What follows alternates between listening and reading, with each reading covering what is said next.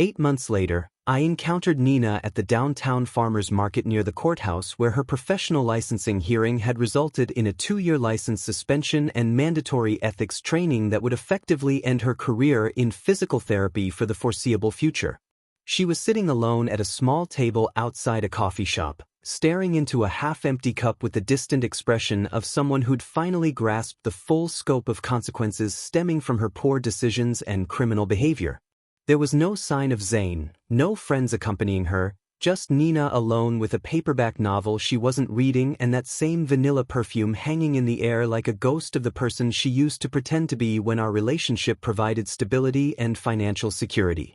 I was there to meet Sarah, a systems architect I'd been dating for 3 months, someone I'd connected with through the board game group who shared my appreciation for logical thinking and honest communication without constant drama and manipulation tactics. Sarah was running late due to a client meeting, so I decided to browse the produce stands while waiting, never expecting to encounter Nina in this setting where she looked completely displaced from the confident healthcare professional persona she'd maintained throughout our years together. When Nina spotted me across the market, our eyes met briefly, and I saw recognition followed by something that looked like shame mixed with desperate hope, as if she was calculating whether approaching me might offer some opportunity for reconciliation during what was clearly a devastating period in her life. She opened her mouth as if to call out to me, but seemed to reconsider, perhaps finally recognizing the inappropriateness of attempting contact after everything that had transpired between us and the legal consequences of her actions. I gave her a polite nod,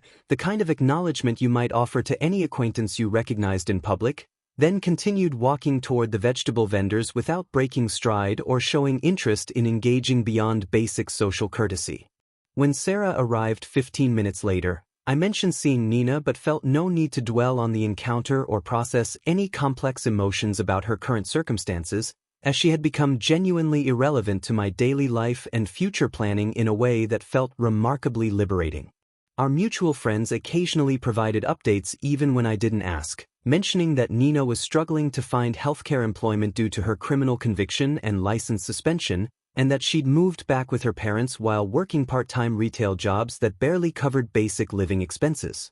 I never responded to these updates beyond polite acknowledgement, as Nina's current struggles and ongoing failure to take accountability were no longer my business or concern, representing a chapter of my life that had been decisively closed. A year to the day after our breakup, my phone displayed a notification for a new follower request on Instagram from an account with Nina's name but a different profile picture showing darker hair and tired eyes that reflected the toll of her legal troubles. I immediately declined the request without examining her profile, as maintaining complete separation remained my priority regardless of how much time had passed. Later that evening, another notification appeared indicating a message request from the same account, which I deleted without reading, having learned that engaging with her communication attempts only encouraged further boundary violations. The last time I heard about Nina was from an old coworker at a holiday party who mentioned she was dating some finance professional and working as a medical assistant,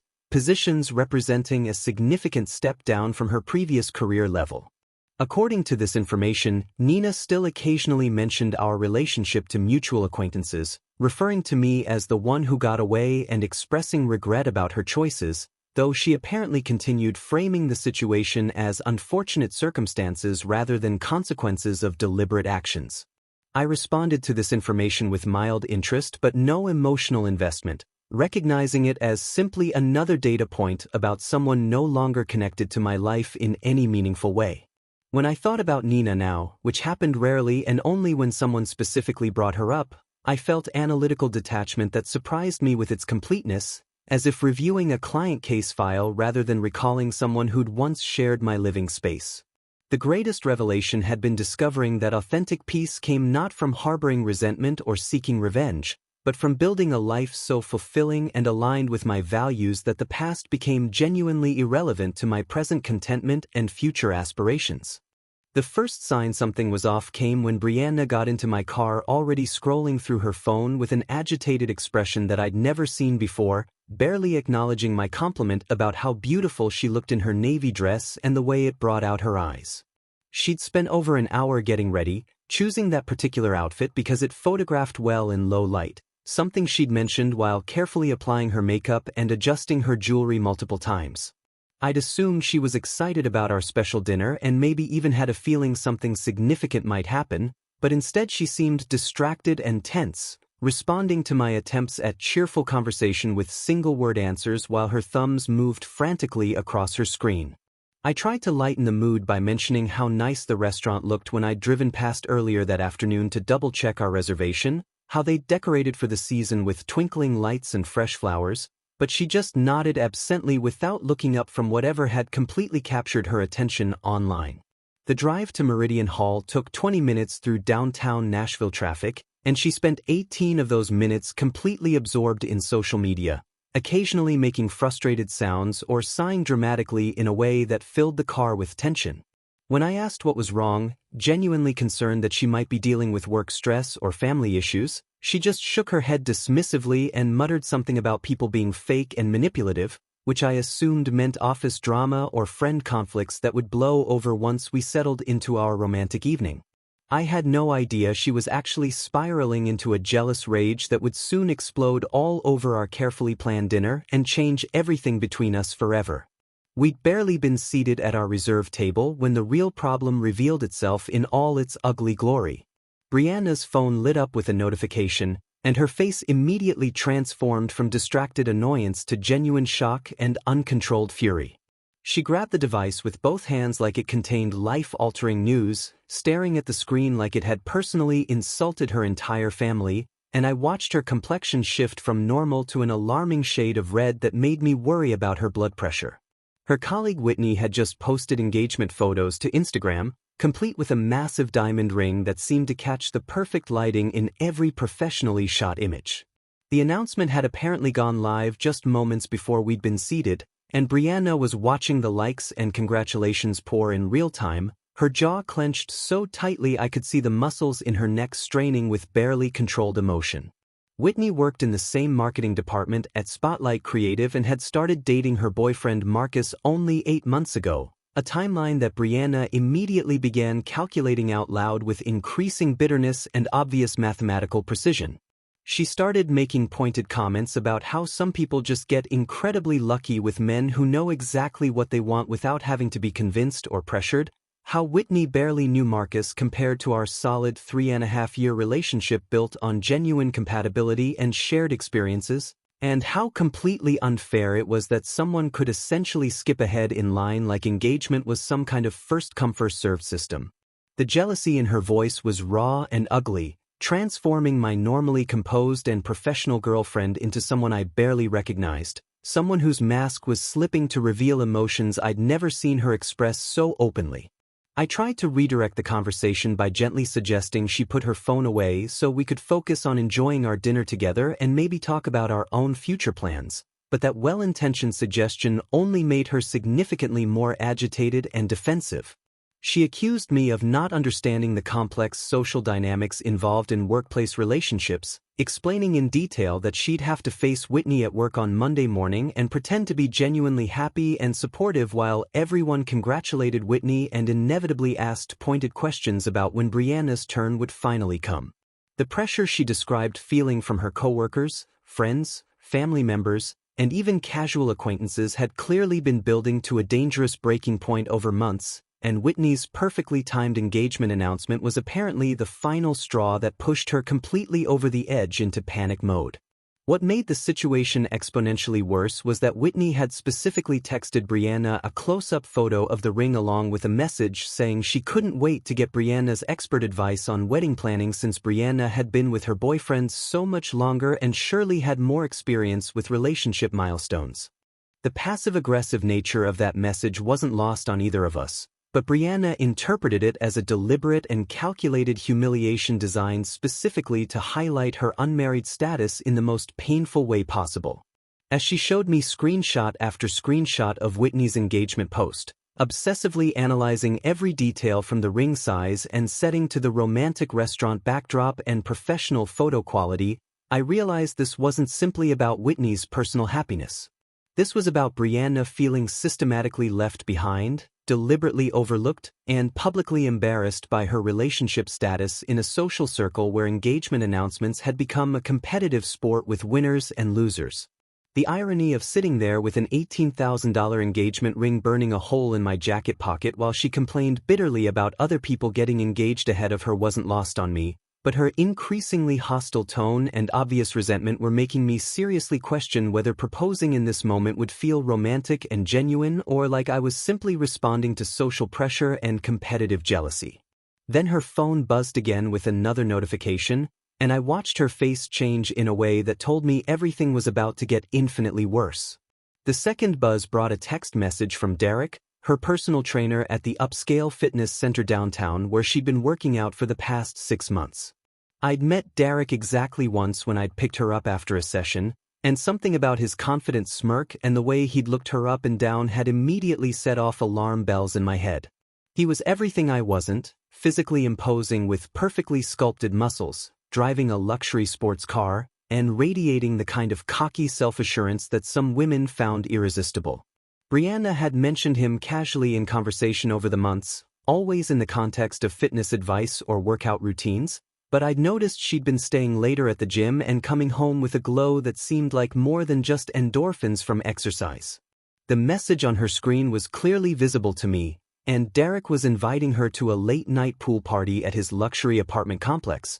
complete with hot tub and rooftop access. The invitation included details about how exclusive the gathering would be, mentioning that only his closest friends and most special clients were invited, language that was obviously designed to make her feel chosen and important. What made the message particularly provocative was Derek's specific mention that he'd love to see her in that new bikini she'd posted on her Instagram story last weekend, a detail that proved he was paying very close attention to her social media activity and personal life beyond their professional trainer-client relationship. Brianna's reaction to Derek's message was immediate and telling in ways that made my stomach drop. Instead of showing me the text or laughing it off as inappropriate behavior from her trainer, she quickly angled her phone away from my view and started typing a response with the kind of focused intensity usually reserved for work emergencies.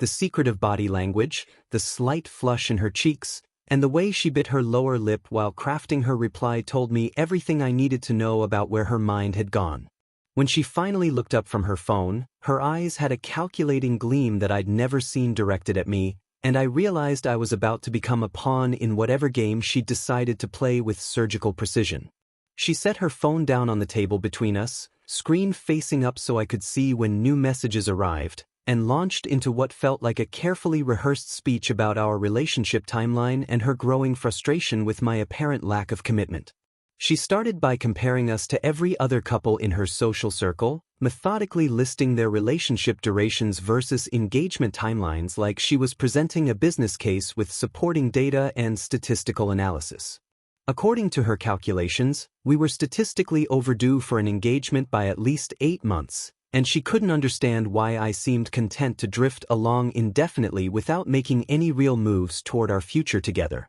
She cited specific examples of friends who'd gotten engaged after shorter relationships, rattling off names and timelines with the precision of someone who'd been keeping detailed mental records of everyone else's romantic progress. The conversation quickly escalated from reasonable concerns to outright accusations about my character and intentions that felt designed to wound. She suggested that maybe I didn't actually love her as much as I claimed, or perhaps I was keeping my options open in case someone better came along, or worse, that I was using her for companionship and intimacy without any real intention of committing to marriage like a real man would. Each accusation felt like a deliberate attempt to provoke me into an emotional response, and I started to suspect she was building towards something much bigger than a typical relationship discussion. Her tone became increasingly aggressive and personal, attacking not just my commitment level but my character, my maturity, and even my masculinity in ways that felt calculated to hit my deepest insecurities.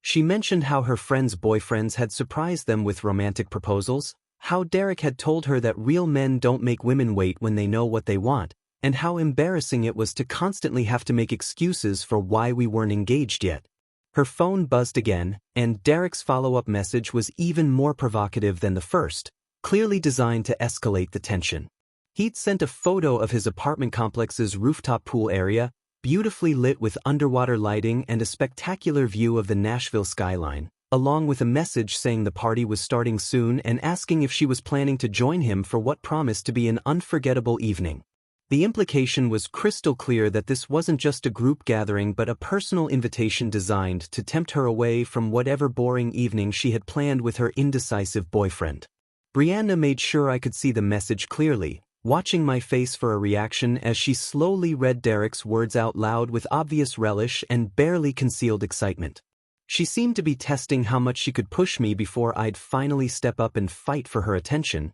but her methods were becoming increasingly manipulative and cruel with each passing moment. She started describing Derek's apartment complex, which she'd apparently visited before, mentioning details about the luxury amenities, the rooftop views, and how sophisticated the whole atmosphere was compared to our usual dinner dates. That's when she dropped the bomb that changed everything between us forever in ways neither of us could have predicted. She looked me directly in the eyes with a cold determination I'd never seen before and delivered an ultimatum that felt like emotional warfare disguised as relationship negotiation. She told me that she was tired of waiting around for me to figure out what I wanted, tired of being embarrassed by questions about our future at work and social events, and tired of feeling like she was wasting her prime years on someone who might never commit to her fully or give her the life she deserved. The ultimatum was simple but devastating in its calculated cruelty and complete lack of subtlety. She demanded that I propose to her before we left the restaurant that night, with a ring and a proper romantic gesture worthy of social media documentation, or she would go straight to Derek's pool party and wouldn't be coming home with me at all. She explained that Derek had been pursuing her for months with the kind of confidence and decisiveness that she found attractive, telling her she deserved better than someone who kept her waiting indefinitely without any clear timeline for their future together. Tonight seemed like the perfect opportunity to explore what else might be available to her, and she made it clear that Derek had already made his intentions known in ways that left no room for doubt or confusion. The threat wasn't subtle or ambiguous in any way that would allow for misinterpretation. She made it clear that if there wasn't an engagement ring on her finger by midnight, she'd be spending the night with Derek and our relationship would be permanently over without any possibility of reconciliation. She'd obviously been planning this moment for weeks or maybe months, using Derek as leverage to force my hand into a proposal, and she seemed genuinely confident that the fear of losing her would make me cave to her demands immediately without question. The manipulation was breathtaking in its calculated cruelty, and I realized that this wasn't about love or commitment at all but about her need to win some imaginary competition with her friends and coworkers while using me as a backup plan. As she sat there waiting for my response, checking her phone for Derek's increasingly frequent and increasingly suggestive messages, I felt something fundamental shift inside me that would change everything. The woman I'd planned to propose to had just revealed herself to be someone I didn't recognize, someone capable of using emotional blackmail and threats of infidelity to get what she wanted without any regard for my feelings or our relationship. The ring box in my pocket suddenly felt like evidence of my own naivety rather than a symbol of our love, and I found myself calculating not how to save our relationship but whether it was worth saving at all or if I should cut my losses immediately. Her phone buzzed again, and this time Derek's message included a photo of himself shirtless by the pool, clearly designed to remind her of what she'd be missing if she stayed with her boring, uncommitted boyfriend who couldn't make decisions. Brianna showed me the photo with a challenging smile that felt like a slap across the face, as if daring me to finally step up and prove my love was stronger than whatever Derek was offering her. She leaned back in her chair with the confidence of someone who believed she held all the cards, watching my face carefully for signs of panic or desperation that would indicate her manipulation was working exactly as planned. She had no idea that her ultimatum was about to backfire in ways she could never have anticipated, and that the ring I'd been planning to give her out of love was about to become the weapon that destroyed her carefully laid plans forever.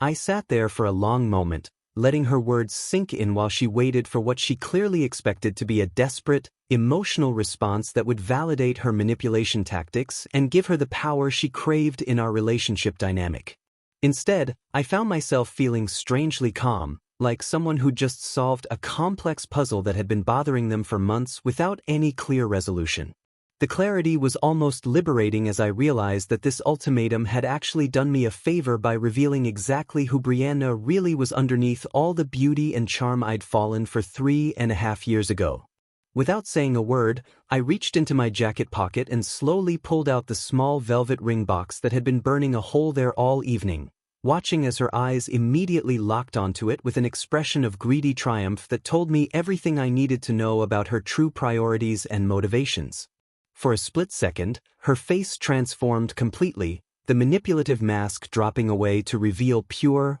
unfiltered excitement and victorious satisfaction that was almost disturbing in its intensity. She actually thought her ultimatum had worked perfectly, that threatening to cheat on me with her trainer had successfully forced my hand into proposing, and I could see her mentally composing the social media posts that would announce her engagement victory to all her jealous friends and co-workers who'd been questioning our relationship status. I opened the ring box slowly, deliberately, watching her eyes widen as she took in the stunning 2-carat emerald-cut diamond that caught the restaurant's ambient lighting perfectly and threw brilliant sparkles across our white tablecloth. This was the exact moment she'd been dreaming about for months, the Instagram-worthy proposal scene that would prove to everyone that she'd finally won the relationship lottery and secured her future with a man who could afford to treat her like the princess she believed herself to be. The ring was even more beautiful than she'd probably imagined in her most optimistic fantasies, with perfect clarity and a setting that screamed expensive taste and serious commitment,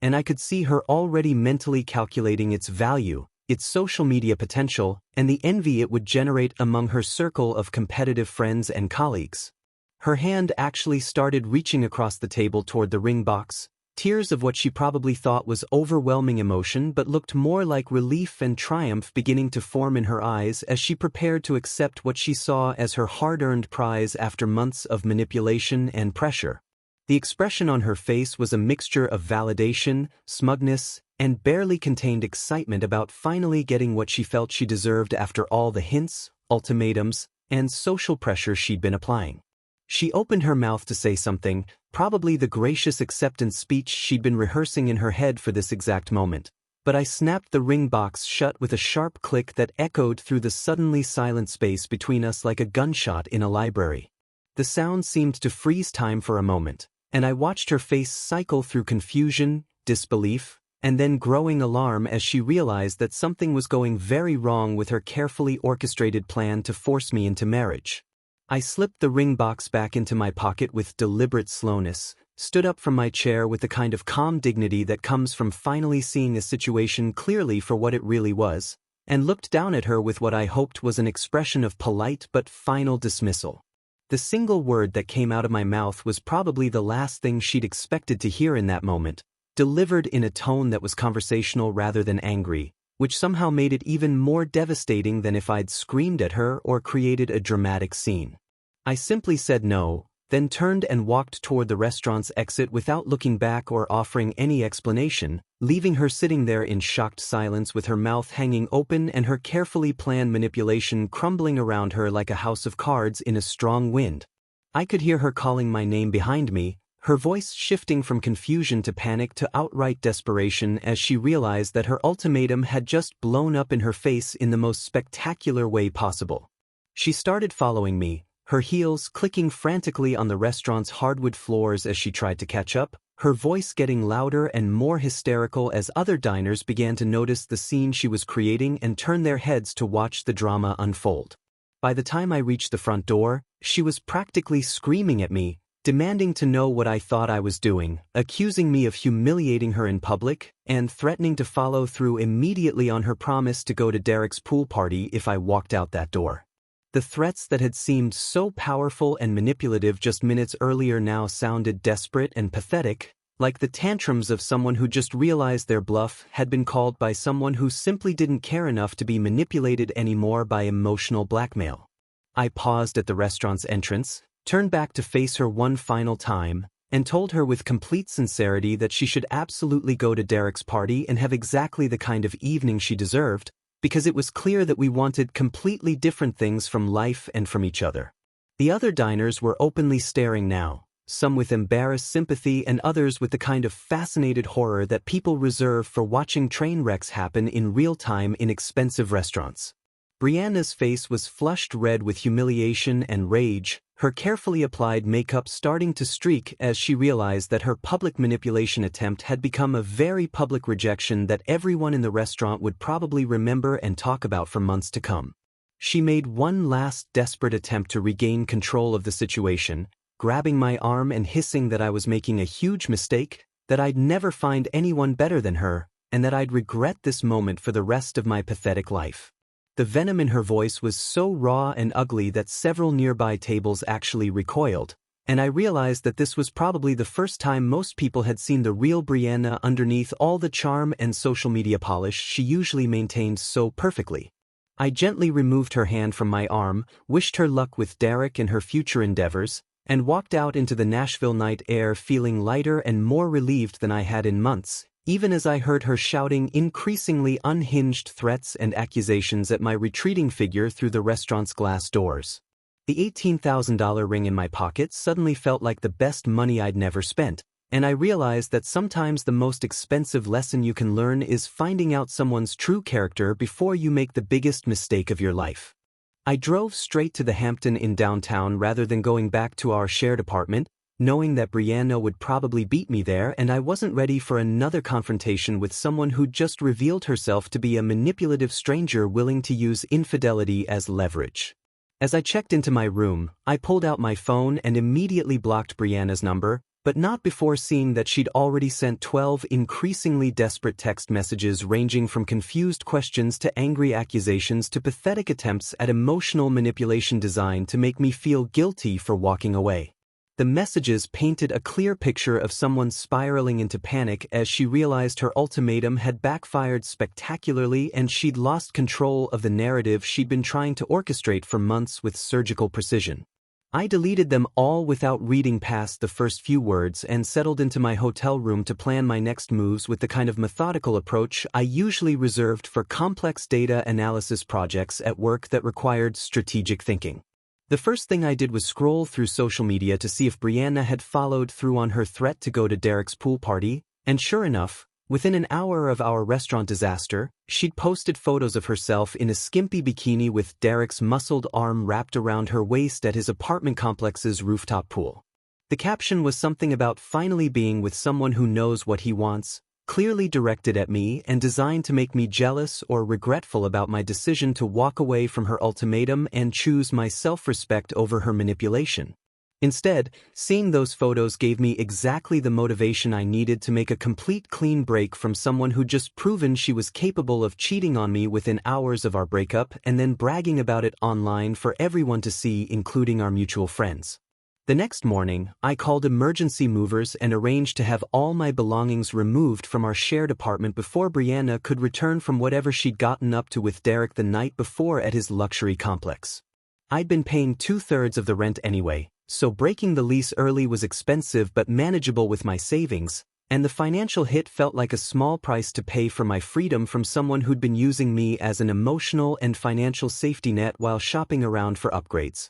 The movers were efficient and professional, and I left behind only a printed screenshot of Brianna's Instagram post from Derek's pool party with a note saying that this explained everything she needed to know about why I was gone and why there was no point in trying to contact me for explanations or reconciliation. I took a certain satisfaction in imagining her face when she found that screenshot, realizing that her attempt to make me jealous had actually just provided perfect evidence of why we could never work as a couple and why I'd made the right decision. The ring went back to the jeweler that same afternoon, where I took a $6,000 loss on the return but used the remaining $12,000 to secure a deposit on a new apartment across town and book a solo vacation to Costa Rica that I'd been putting off for years while prioritizing Brianna's preferences for expensive city breaks and luxury hotels. The jeweler was sympathetic when I explained that the engagement had fallen through due to infidelity, and he even offered to hold the ring for 30 days in case I changed my mind,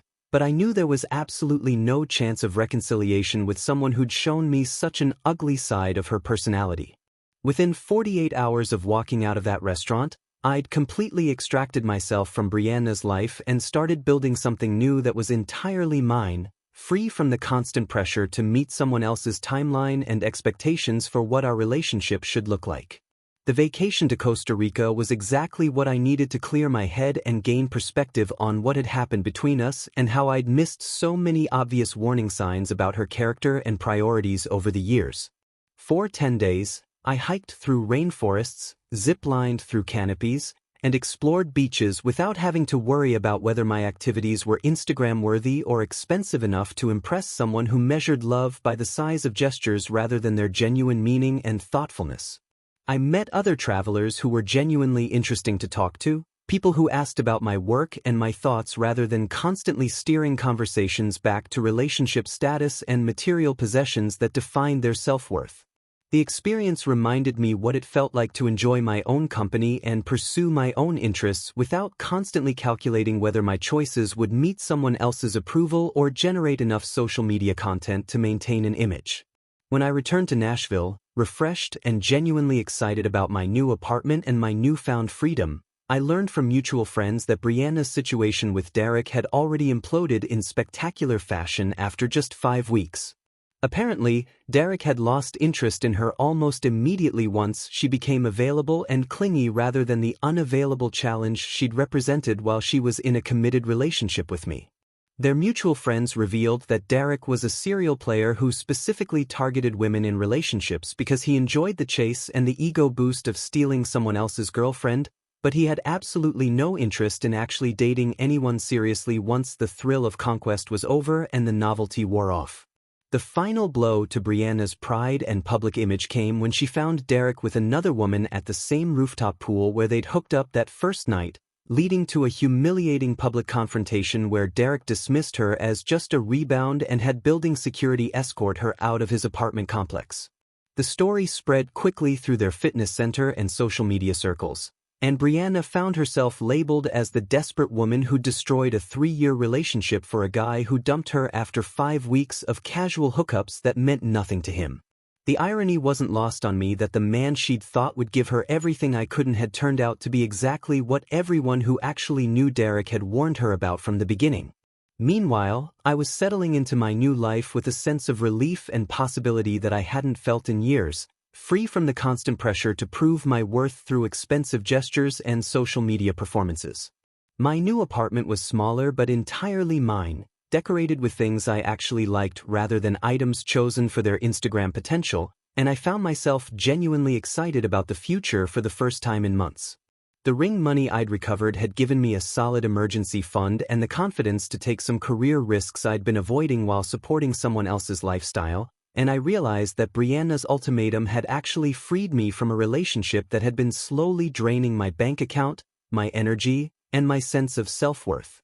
While I was rebuilding my life and discovering what genuine happiness felt like without the constant pressure of someone else's expectations and demands, Brianna's carefully constructed world was falling apart in ways that would have been almost comical if they hadn't involved real human emotions and consequences for everyone involved. According to the reliable gossip network of mutual friends who seemed to take perverse pleasure in updating me on her situation despite my repeated requests to be left out of the drama, her relationship with Derek imploded even more spectacularly than I could have imagined when I first saw their pool party photos on social media.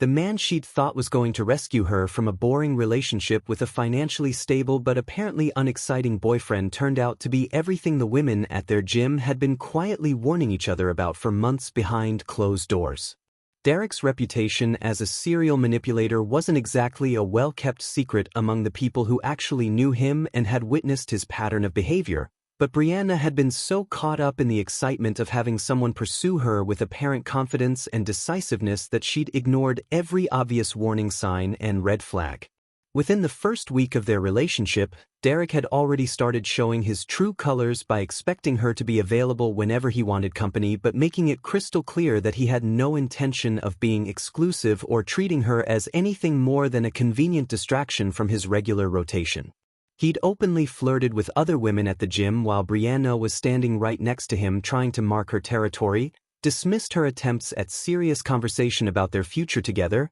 and made jokes about her desperation that were cruel enough to make even his closest friends uncomfortable with the obvious cruelty. The man who'd seemed so confident and alpha compared to my more thoughtful and considerate approach was actually just a textbook narcissist who enjoyed the power trip of making women compete for his attention without offering anything real or substantial in return for their investment. Brianna had traded a man who planned romantic dinners and remembered her preferences and anniversary dates for someone who expected her to be grateful for last-minute invitations to group hangouts where she was clearly just one of several women vying for his notice and approval. The contrast between what she'd given up and what she'd gained must have become painfully obvious within days of making the switch, but her pride and her public commitment to the narrative that Derek was an upgrade prevented her from admitting her mistake until it was far too late to save face or reverse course. The final humiliation came exactly 5 weeks after that first pool party, when Brianna showed up unannounced at Derek's apartment complex hoping to surprise him with dinner from his favorite restaurant,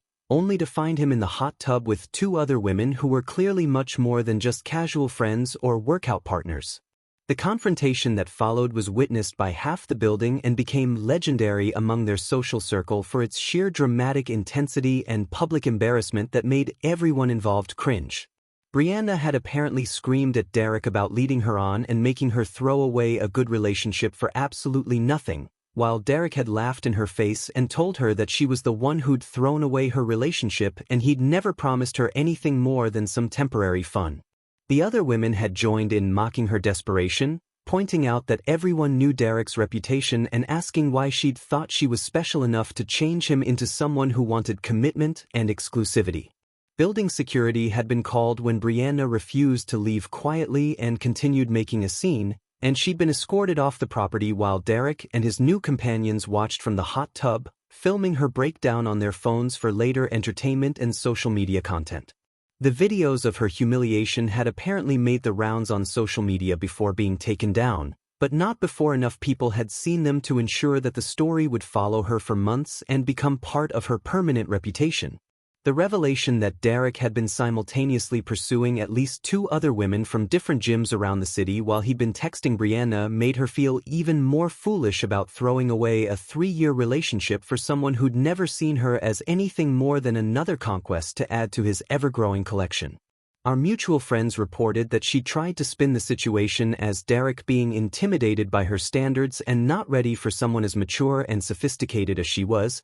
but everyone could see through the face-saving attempt and recognized it as the desperate rationalization of someone who'd made a catastrophic mistake. The gym where they'd both worked out became too embarrassing for her to continue attending, since everyone there knew exactly what had happened and she couldn't escape the whispered conversations and pitying looks that followed her everywhere she went. Even worse, Derek had apparently shared intimate details about their brief relationship with his friends, including unflattering comments about her neediness and her obsession with social media validation that made her look even more pathetic to anyone who heard the story secondhand. The man she'd thought would give her the sophisticated lifestyle and confident masculinity that I'd apparently lacked had turned out to be a shallow player who collected vulnerable women like trophies and discarded them the moment they became inconvenient or boring to him. Within 2 months of our restaurant confrontation, Brianna had lost her apartment because Derek had never contributed financially and she couldn't afford the rent alone on her marketing coordinator salary, been forced to move back in with her sister across town in a situation that was deeply humiliating for someone who'd prided herself on her independence, and watched her social media following dwindle as people grew tired of her increasingly desperate attempts to portray her life as glamorous and fulfilling when everyone knew the truth. The Instagram posts that had once showcased expensive dinners and luxury experiences now featured awkward selfies from her sister's spare bedroom and forced positivity about new beginnings that fooled absolutely no one who'd been following her dramatic downfall. Derek, meanwhile, had moved on to his next target without giving Brianna a second thought, posting photos with a new woman within days of their confrontation and making it clear that she'd never meant anything to him beyond a temporary distraction. The whole situation had become such public knowledge that even people who didn't know Brianna personally had heard about the woman who'd thrown away a stable relationship for a player who dumped her after 5 weeks, turning her into a cautionary tale that other women in the fitness community used to warn their friends about the dangers of believing that the grass is greener with someone else. 8 months after that disastrous dinner at Meridian Hall, I was living my best life in a way I hadn't experienced since college, finally understanding what it meant to be in a relationship built on mutual respect rather than constant negotiation and manipulation. I'd started dating Kelsey, a veterinarian I'd met through my hiking group, who was everything Brianna hadn't been in terms of genuine character and emotional maturity. Kelsey insisted on splitting every bill, planned her own surprises for me instead of dropping hints about what I should do for her, and showed genuine interest in my work and thoughts rather than treating our conversations as opportunities to steer toward her own agenda. We'd been together for 4 months, taking things slowly and actually enjoying each other's company without the pressure of social media documentation or timeline expectations that had poisoned my relationship with Brianna from the beginning. That Tuesday evening, I was at my CrossFit gym working through my usual routine when I noticed a familiar figure hovering near the entrance, clearly working up the courage to approach me. Brianna looked almost unrecognizable from the confident, demanding woman who'd issued ultimatums 8 months earlier. She'd lost significant weight, not in a healthy way but in the drawn, stressed manner of someone who'd been living on anxiety and regret for months. Her hair was different, shorter and less carefully styled, and she was wearing workout clothes that looked more practical than fashionable, a far cry from the designer athletic where she'd once considered essential for being seen at the gym. When she finally approached me between sets, her entire demeanor radiated the kind of desperate humility that comes from someone who's been thoroughly humbled by life's consequences. She started by apologizing for ambushing me at the gym, explaining that she'd been hoping to run into me somewhere public but neutral where we could talk without the awkwardness of her showing up at my apartment or workplace unannounced. The conversation that followed was everything I'd expected and nothing I'd feared, because 8 months of personal growth had given me the emotional distance to listen to her without feeling any of the old pull of sympathy or obligation that might have clouded my judgment in the past. She admitted that she'd heard through mutual friends about the ring I'd been planning to give her that night, and the knowledge that I'd been carrying an $18,000 symbol of commitment while she was threatening to cheat on me had apparently haunted her for months as the ultimate proof of how badly she'd misjudged the situation. She'd also learned the hard way that Derek's reputation had been well-deserved, and she wanted me to know that she finally understood the difference between someone who talks confidently about what they want and someone who actually follows through on their commitments with consistent actions over time. The therapy she'd been attending since her humiliation had apparently helped her recognize the patterns of behavior that had led to her making such catastrophic choices, and she seemed genuinely remorseful about the pain she'd caused and the opportunities she'd destroyed through her need for validation and excitement. What surprised me most was that she didn't ask for reconciliation directly, but instead suggested that we could use the money I'd spent on the ring as a down payment on a house together, essentially proposing that we start over with a more practical foundation based on our shared history rather than romantic gestures that had clearly been inadequate for her needs. The suggestion revealed that she still didn't understand what had gone wrong between us, still thought our problems had been about money and timeline rather than respect and character, and I realized that even months of therapy hadn't helped her grasp the fundamental issues that made us incompatible. I listened to her entire speech with the patience of someone who no longer had any emotional investment in the outcome, then explained as gently as possible that I'd already used the ring money to pay off debts and invest in my own future, which now included a relationship with someone who appreciated what I had to offer rather than constantly measuring it against other options. When I mentioned Kelsey and described how different our relationship felt in terms of mutual respect and genuine partnership, Brianna's face went through a series of expressions that told me she finally understood that her window for reconciliation had closed permanently months ago. The conversation ended with her wishing me happiness and admitting that she probably deserved everything that had happened to her, but I could see in her eyes that she was still hoping for some sign that I might be willing to give her another chance if she just said the right words or made the right promises about changing. Instead, I thanked her for the apology, told her I genuinely hoped she found what she was looking for in life, and made it clear that my chapter with her was permanently closed in a way that left no room for misinterpretation or false hope.